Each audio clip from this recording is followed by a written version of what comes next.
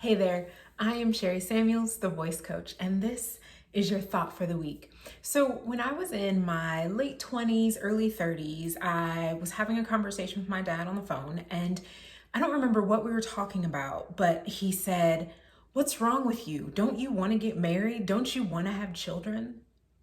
Ugh. Those questions hit like a brick, along with all of the other stuff that came after that from him. And he did mean well. I know that he meant well. But at the time, it hurt. It made me question myself and ask, "What's wrong with you, Sherry? Don't you want these things? Like, you should want these things. This is what everyone wants. This is what you do." But guess what? It was me focusing on what he wanted for me and not what I needed for me and my life.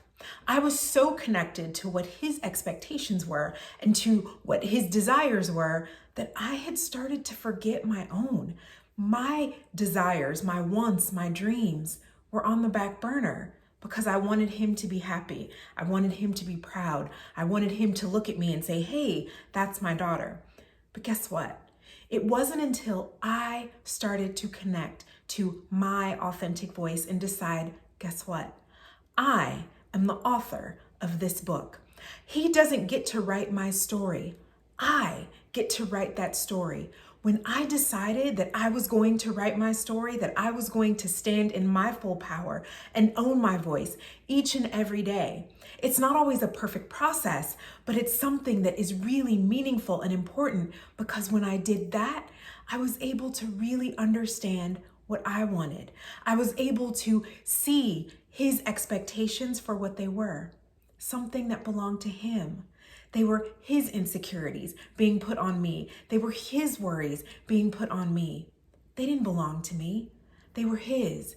And I had to allow myself the space to release his story so that I could write my own.